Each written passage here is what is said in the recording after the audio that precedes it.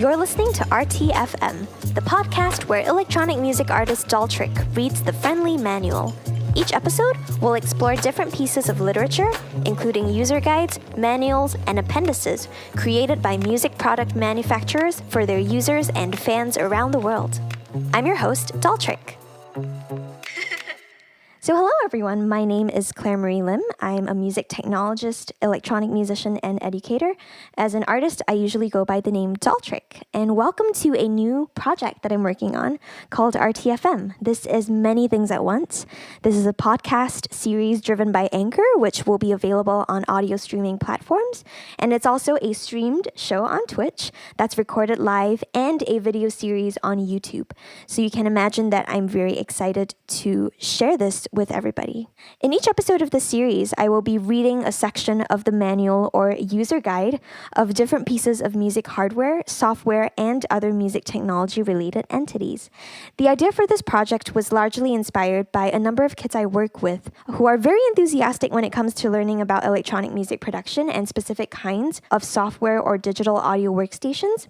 That said, some of them have a little bit of trouble reading and honestly just learn a lot faster orally, that is, through hearing, which shouldn't be that surprising considering that they are musicians and music students and we're always using our ears. One of my students told me, "Miss Claire, sometimes I just need to hear you say stuff and things make more sense." And I thought about that notion and realized that even in my own experience, after reading pieces of information, sometimes having people reiterate the information verbally did help with my absorption and retention of it. Other than that, I have also thought it just might be fun to revisit some manuals and user guides that have been unjustly labeled as dry and boring and take on the challenge of injecting some life into them. And I love reading, so I do hope that this becomes helpful, that it contributes to accessibility, that it's somewhat entertaining and educational too. And I'm certain that I will learn new things myself along the way. As for the project's title, RTFM might be a familiar acronym for some of us who are friendly with instruction manuals, and it typically stands for Read the Insert Profanity Here in Manual. And yes, that's quite literally what I'm doing. I'm reading the Insert Profanity Here manual, and I'm reading it aloud. There are many manuals out there, though, that are quite friendly in the way that they've been written, especially for new users of music technology. And in that regard, I've often said how user guides can be our best friends, especially when we're learning new things. So here's RTFM, Read the Friendly Manual with dolltr. All of this being said, I'm not sponsored by any manufacturers to do this, and I'm not getting paid to read any of these manuals, but I am a genuine proponent of the software and hardware that I talk about and use in my music and in my work. So if you do appreciate what I'm doing, please stay tuned to find out how you can support my work, which I will be very grateful for. But without further ado, here is the inaugural episode of RTFM, where we'll be reading Chapter 4 of the Ableton Reference Manual version 10.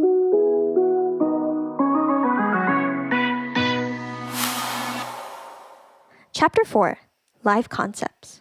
This chapter introduces the essential concepts of live.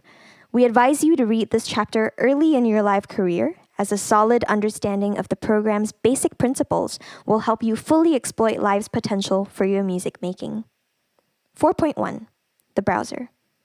Live's browser is the place where you interact with your library of musical assets, the core library of sounds that are installed with the program, any additional sounds you've installed via Ableton packs, presets, and samples you've saved, your Ableton and third-party devices, and any folders that you've added manually. 4.2, Live Sets. The type of document that you create and work on in live is called a live set.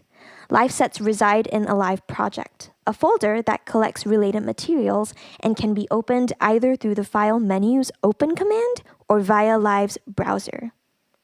4.3, Arrangement and Session. The basic musical building blocks of live are called clips. A clip is a piece of musical material, a melody, a drum pattern, a bass line, or a complete song.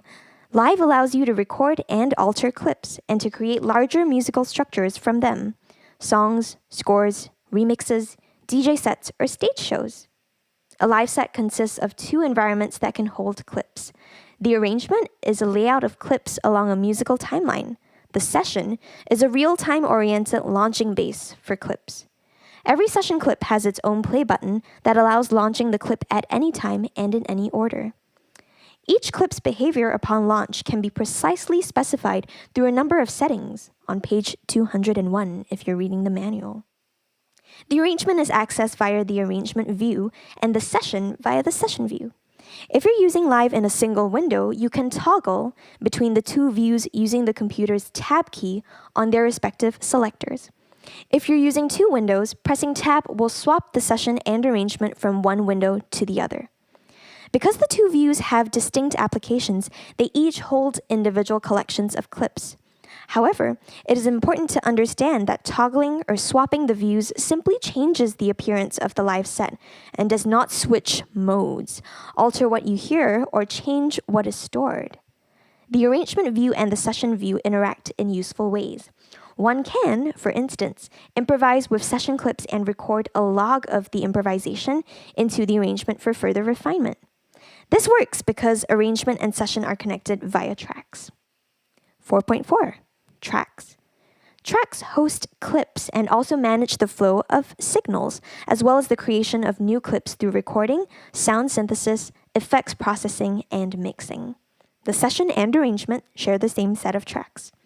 In the session view, the tracks are laid out in columns, while in arrangement view, they are stacked vertically, with time moving from left to right. A simple rule governs the cohabitation of clips in a track. A track can only play one clip at a time. Therefore, one usually puts clips that should play alternatively in the same session view column, and spreads out clips that should play together across tracks in rows, or what we call scenes. At any one time, a track can be playing either a session clip or an arrangement clip, but never both. So who wins? When a session clip is launched, the respective track stops whatever it is doing to play that clip. In particular, if the track was playing an arrangement clip, it will stop it in favor of the session clip, even as the other tracks continue to play what is in the arrangement. The track will not resume arrangement playback until explicitly told to do so. This is what the Back to Arrangement button is for, which is found in the master track in the session view and at the top right of the scrub area in the arrangement view. This button lights up to indicate that one or more tracks are currently not playing the arrangement, but are playing a clip from the session instead. We can click this button to make all tracks go back to playing the arrangement. Each track in the arrangement view also has its own Back to Arrangement button, allowing you to resume arrangement playback of only certain tracks. We can also capture the current state into the arrangement by activating the Arrangement Record button. Disengaging record mode or stopping live using the stop button leaves us with an altered arrangement. 4.5. Audio and MIDI. Clips represent recorded signals. Live deals with two types of signals, audio and MIDI. In the digital world, an audio signal is a series of numbers that approximates a continuous signal as generated by a microphone or delivered to a loudspeaker. A MIDI signal is a sequence of commands such as, now play a C4 at mezzo piano. MIDI is a symbolic representation of musical material, one that is closer to a written score than to an audio recording. MIDI signals are generated by input devices such as MIDI or USB keyboards or controllers. It takes an instrument to convert MIDI signals into audio signals that can actually be heard. Some instruments, such as Live's Simpler, are for chromatic playing of one sound via the keyboard. Other instruments, such as Live's Impulse, have a different percussion sound assigned to each keyboard key. Audio signals are recorded and played back using audio tracks, and MIDI signals are recorded and played back using MIDI tracks. The two track types have their own corresponding clip types. Audio clips cannot live on MIDI tracks, and vice versa. Information about inserting, reordering, and deleting audio and MIDI tracks is found on page 235 of the Live Manual. 4.6. Audio clips and samples. An audio clip contains a reference to a sample, also known as a sound file or audio file, or a compressed sample, such as an MP3 file. The clip tells Live where on the computer's drives to find the sample, what part of the sample to play, and how to play it. When a sample is dragged in from Live's built-in browser, Live automatically creates a clip to play that sample. Prior to dragging in a sample, one can audition or preview it directly in the browser. The switch in the browser with the headphone icon activates previewing. Live offers many options for playing samples in exciting ways, allowing you to create an abundance of new sounds without actually changing the original sample. All the changes are computed in real time while the sample is played. The respective settings are made in the clip view, which appears on screen when a clip is double-clicked. Many powerful manipulations arise from Live's warping capabilities. Warping means changing the speed of sample playback independently from the pitch so as to match the song tempo. The tempo can be adjusted on the fly in the control bar's tempo field. The most elementary use of this technique, and one that usually requires no manual setup, is synchronizing sample loops to the chosen tempo. Live's auto-warp algorithm actually makes it easy to line up any sample with the song tempo, such as a recording of a drunken jazz band's performance. It is also possible to radically change the sonic signature of a sound using extreme warp settings. 4.7. MIDI clips and MIDI files. A MIDI clip contains musical material in the form of MIDI notes and controller envelopes. When MIDI is imported from a MIDI file, the data gets incorporated into the Live set, and the original file is not referenced thereafter. In Live's browser, a MIDI file appears with a special icon with the .mid file extension. As you'd expect, a MIDI clip's contents can be accessed and edited via the clip view, for instance, to change a melody or paint a drum pattern. I'm assuming this means with the Draw Mode tool. 4.8. Devices and the mixer. A track can have not only clips, but also a chain of devices for processing signals. Double-clicking a track's title bar brings up the device view, which shows the track's device chain. Live's built-in audio effects, MIDI effects, and instruments are available from the browser and can be added to tracks by dragging them from there into the device view or into a session or arrangement track. You can also use plug-in devices in Live. VST and audio units, which are on Mac OS only, are available from the browser's plugins label. Consider an audio clip playing in an audio track. The audio signal from the clip reaches the leftmost device in the chain. The device processes or changes the signal and feeds the result into the next device, and so on. The number of devices per track is therefore theoretically unlimited. In practice, the computer's processor speed imposes a limit on the number of devices you can use at the same time, a topic that deserves separate discussion later on in the manual. Note that the signal connections between audio devices are always stereo, but the software's inputs and outputs can be configured to be mono in the audio preferences. When the signal has passed through the device chain, it ends up in Live's mixer. As the session and arrangement share the same set of tracks, they also share the mixer. The mixer can be shown in both views for convenience. To optimize the screen layout, the individual mixer sections can be shown or hidden using the View menu's entries. The mixer has controls for volume, pan position, and sends, which adjust the contribution each track makes to the input of any return tracks. Return tracks only host effects and not clips. Via their sends, all tracks can feed a part of their signal into a return track and share its effects. The mixer also includes a crossfader, which can create smooth transitions between clips playing on different tracks. Live's crossfader works like a typical DJ mixer crossfader, except that it allows crossfading not only to, but any number of tracks, including the returns. Devices that receive and deliver audio signals are called audio effects.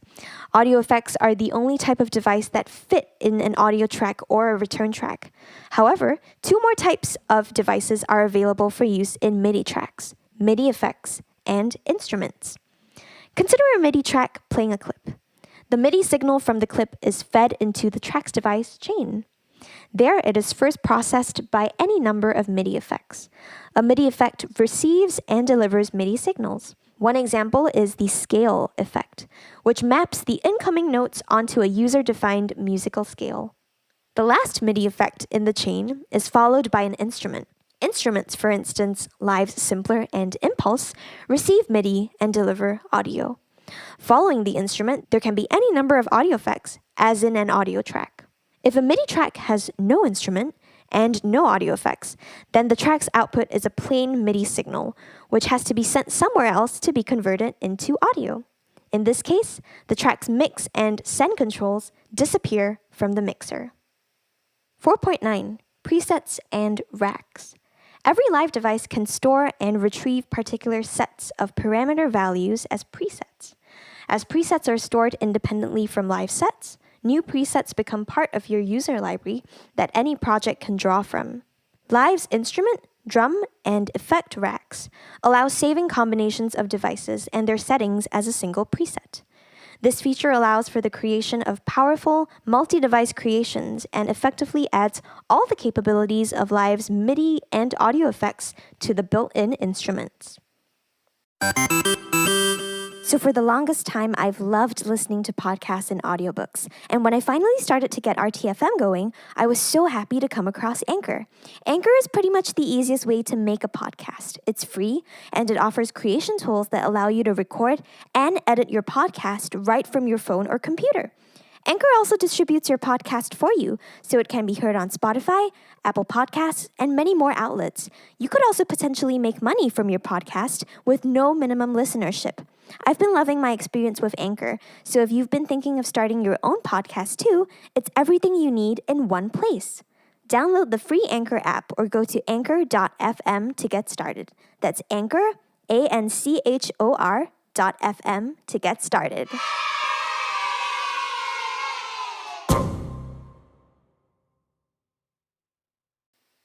4.10. Routing. As we have seen, all tracks deliver signals, either audio or MIDI. Where do these signals go? This is set up in the mixer's in-out section, which offers, for every track, choosers to select a signal source and destination. The in-out section, accessible through the View menu's in-out option, is Live's patch bay.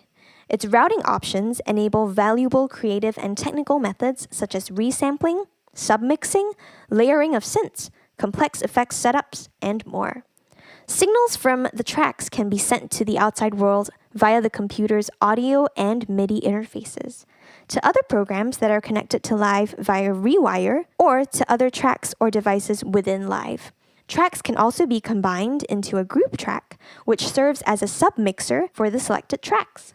Likewise, a track can be set up to receive an input signal to be played through the track's devices. Again, tracks can receive their input signals from the outside, from a Rewire program, or from another track or device in Live. The monitor controls regulate the conditions under which the input signal is heard through the track. It is also important to route signals to external hardware devices from within a track's device chain by using the external audio effect and external instrument devices. Note, these devices are not available in the light or intro versions of Ableton Live. 4.11. Recording new clips. Audio tracks and MIDI tracks can record their input signal and thereby create new clips. Recording is enabled on a track by pressing its arm button. With multiple tracks selected, pressing any of their arm buttons will arm all of them. You can also hold down the Control on a PC or Command on Mac modifier when clicking the arm buttons to select several tracks and arm them at once. If the exclusive arm option is enabled in the record preferences, inserting an instrument into a new or empty MIDI track will automatically arm the track. When the control bar's arrangement record button is on, every armed track records its input signal into the arrangement. Every take yields a new clip per track. It is also possible to record into session view slots on the fly. This technique is very useful for the jamming musician, as session recording does not require stopping the music. Clicking the session record button records a new clip in the selected session scene in all armed tracks. Clicking the session record button again defines the end of the recording and launches the new clips. As these actions are subject to real-time launch quantization, the resulting clips can be automatically cut to the beat. Session recording in conjunction with overdubbing and record quantization is the method of choice for creating drum patterns, which are built up by successively adding notes to the pattern while it plays in a loop. It only takes a MIDI keyboard or the computer keyboard and a MIDI track with Live's impulse percussion instrument to do this. More on page 471 of the Live manual. 4.12 Automation Envelopes. Often, when working with Live's mixer and effects, you will want the control's movements to become part of the set. The movement of a control across the arrangement timeline or session clip is called automation. A control whose values change over time is automated. Automation is represented by breakpoint envelopes, which can be drawn, edited, and recorded in real time. Practically all mixer and effect controls in Live can be automated, even the song tempo. Recording automation is straightforward. All changes of a control that occur while the control bar's automation arm and arrangement record buttons are on become automation in the arrangement view. Automation is recorded to session view clips if controls are adjusted while recording with the automation arm button enabled. Changing an automated control's value while not recording is similar to launching a session clip while the arrangement is playing. It deactivates the control's automation in favor of the new control setting. The control will stop tracking its automation and rest with the new value until the re-enable automation button is pressed or a session clip that contains automation is launched. 4.13 Clip Envelopes. Envelopes can be found in both tracks and clips. Clip envelopes are used to automate or modulate device and mixer controls. These can be used to change the melody and rhythm of recorded audio. MIDI clips have additional clip envelopes to represent MIDI controller data. Clip envelopes can be unlinked from the clip to give them independent loop settings so that larger movements, like fade-outs, or smaller gestures, like an arpeggio, can be superimposed onto the clip's material. 4.14 MIDI and Key Remote. To liberate the musician from the mouse, most of Live's controls can be remote controlled via an external MIDI controller. Remote mappings are established in MIDI map mode, which is engaged by pressing the MIDI switch in the control bar. In this mode, you can click on any mixer or effect control and then assign it to a controller simply by sending the desired MIDI message, for example, by turning a knob on your MIDI control box. Your assignments take effect immediately after you leave MIDI map mode. Session clips can be mapped to a MIDI key or even a keyboard range for chromatic playing. MIDI keys and controllers that have been mapped to Live's controls are not available for recording via MIDI tracks. These messages are filtered out before the incoming MIDI is passed on to the MIDI tracks. Session clips, switches, buttons, and radio buttons can be mapped to computer keys as well. This happens in key map mode, which works just like MIDI map mode.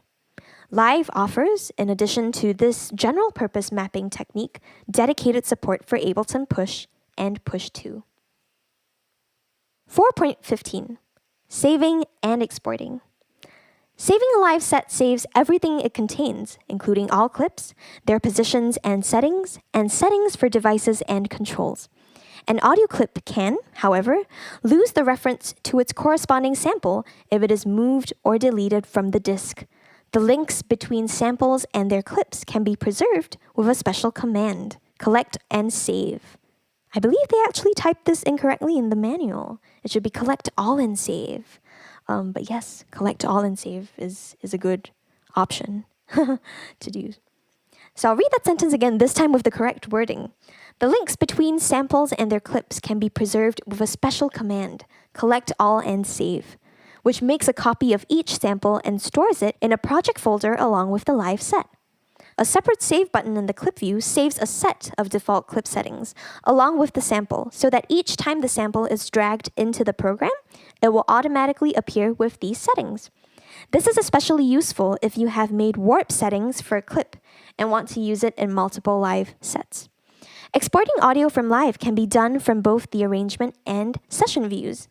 By default, Live will export the audio coming through on the master output as an audio file of your specifications via export audio/video. Live can also export individual MIDI clips as MIDI files. Exporting and saving material for later use in Live can be done very conveniently with the Live clip format. Session view clips can be dragged back out of a Live set to the browser and thereby exported to the disk as Live clips. Live clips are a very powerful way of storing ideas, as they save not only the clip's clip view settings, but also the corresponding track's instruments and effects chain. Live clips in the browser can be previewed and added to any open Live set, just like sample files. In the Live set, they restore the original clip's creative options. Using Live clips, you can build your own personalized library of MIDI sequences with matching instruments and effects, such as a MIDI drum pattern with the associated impulse and effects settings, that is, if you're using the impulse instrument. You can also do different regions or loops referencing the same source file. You can do variations of a sample loop created by applying warp markers, clip envelopes, and effects. And you can also do ideas that may not fit your current project, but could be useful in the future.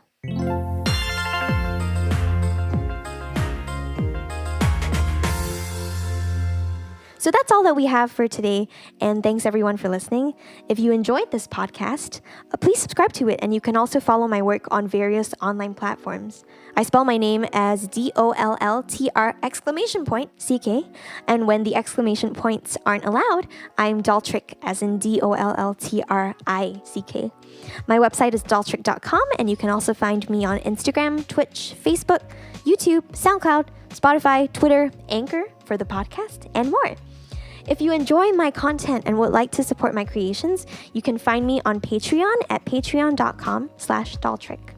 If you'd like to buy me a coffee, you can also head over to ko-fi.com /dolltrick. I love coffee. And my original music is also available for download on Bandcamp. That's dolltrick.bandcamp.com.